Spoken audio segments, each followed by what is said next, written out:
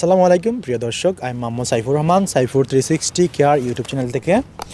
আজকে আমরা জানবো বাংলাদেশ থেকে কিভাবে স্পেনে ভিজিট ভিসায় যাওয়া যায় এবং ওখানে সেটেল হওয়া যায় কিভাবে খুব সহজে। সো বাংলাদেশ থেকে আপনারা যারা অ্যাপ্লাই করবেন তাদের জন্য সুখবর।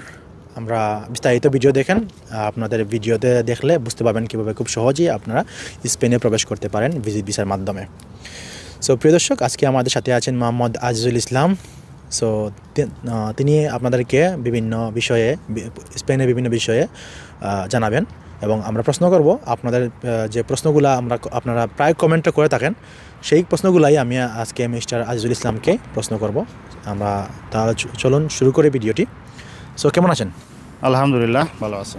সো বাংলাদেশ থেকে এখন স্পেনের ভিজিট ভিসা অনেক হচ্ছে, যেহেতু স্প্যানিশ ভাষায় সব ডকুমেন্ট ট্রান্সলেট করতে হয়, সেহেতু স্প্যানিশ ভাষায় একটু কম স্পেনে আপনার ভিজিট ভিসার জন্য অ্যাপ্লাই হচ্ছে। সো আপনি কি বলবেন আপনার ডকুমেন্ট কী ডকুমেন্ট প্রয়োজন হয় আপনি ভিজিট ভিসার ক্ষেত্রে?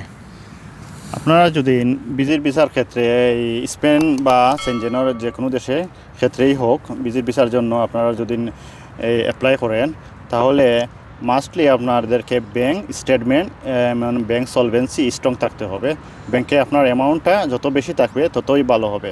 পরবর্তীতে হচ্ছে আপনার যদি কোনো বিজনেস থাকে বা এই বিজনেসে জব করে থাকেন বা ব্যাংকের ট্রেড লাইসেন্স, ইভেন আপনার ম্যারিড হওয়ার যদি ম্যারিড সার্টিফিকেট, ওইটা অনেক আপনার লাভ হবে যদি ভিজিট কেসে আপনারা ইউরোপ মুভ করেন। পরবর্তীতে আপনার এই ট্রাভেল হিস্টোরি যদি ওটা আরও স্ট্রং থাকে ওটা ভালো হবে। এবং আপনার আইডি কার্ড, আপনার জন্ম নিবন্ধন কার্ড, আপনার এই এডুকেশন, এগুলা সব কিছু মিলিয়ে আপনারা যদি করেন, আর এগুলো আপনাদেরকে এই ব্যাংক স্টেটমেন্ট আর ব্যাংক সলভেন্সি পরে আপনাদের সব ডকুমেন্টগুলো স্পেনে যদি যান বা যে কোনো কান্ট্রিতে যান, যে দেশে যান না কেন, স্পেনেও যদি যান তাহলে স্প্যানিশ ভাষায় আপনারা এটা ট্রান্সলেট করানি লাগবে। সো প্রিয় দর্শক, সহজ ভাষায় বলতে গেলে সবগুলা ডকুমেন্ট আপনাকে প্রথম স্টেপেই ম্যানেজ করতে হবে। আপনার শুধুমাত্র ব্যাংক স্টেটমেন্ট হচ্ছে আপনার এই ভিজিট ভিসার ক্ষেত্রে মানে প্রথম স্টেপে আপনার রাখা লাগবে, কারণ ব্যাংক স্টেটমেন্ট যত হার্ড হবে আপনার ভিসা পেতে ততই সহজ হবে।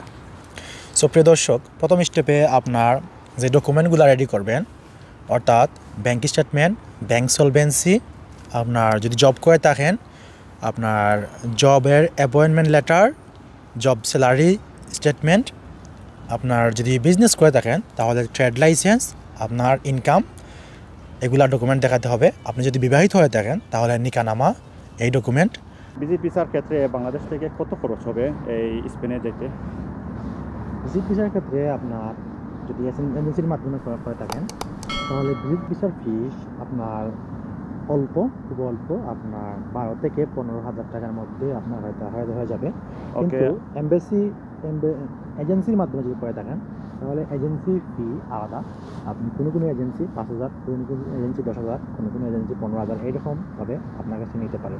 তাহলে ভিজিট ভিসার ক্ষেত্রে আপনারা যদি এজেন্সির মাধ্যমে করেন তাহলে এক রেট, আর আপনারা যদি নিজে অ্যাপ্লাই করেন, আপনারা যদি ভালো অভিজ্ঞ হয়ে থাকেন তাহলে আপনার টাকা ভিজিট ভিসার এই ফিটা খুব কমই খরচ হবে।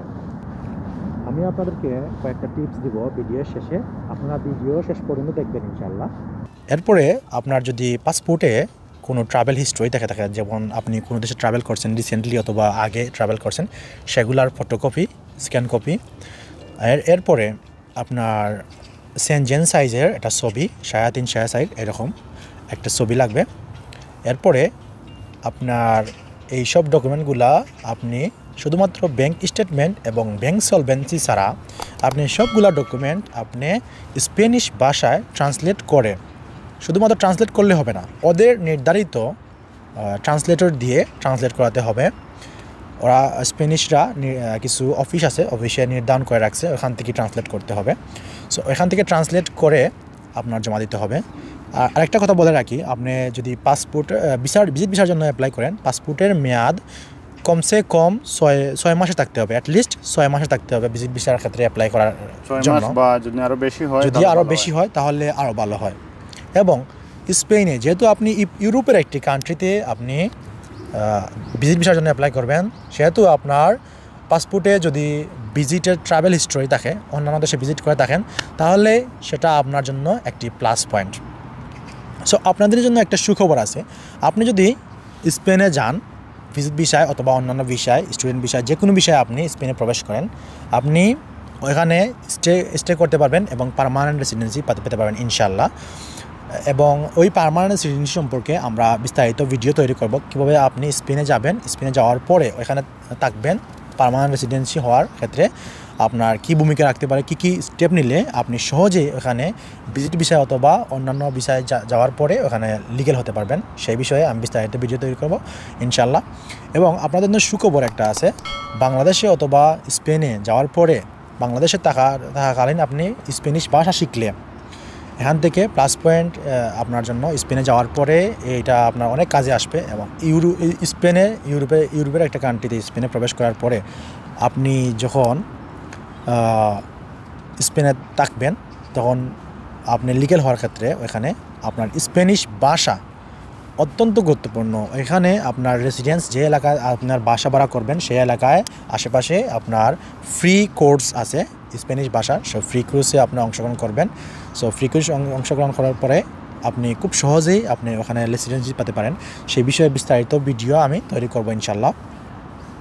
সো মিস্টার আজিল ইসলাম, ওখানে যাওয়ার ক্ষেত্রে আপনার রিটার্ন টিকিট এবং আপনার হোটেল বুকিংয়ে কী ধরনের ভূমিকা রাখেন?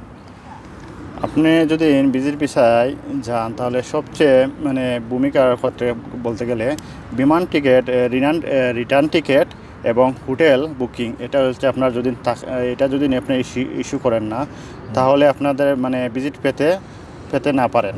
সেক্ষেত্রে আপনাদের মাস্টলি আপনাদেরকে রিটার্ন টিকিট থাকতে হবে ভিজিট পাওয়ার ক্ষেত্রে, আর হোটেল বুকিং আপনাদেরকে মাস্টলি দেখাতে হবে।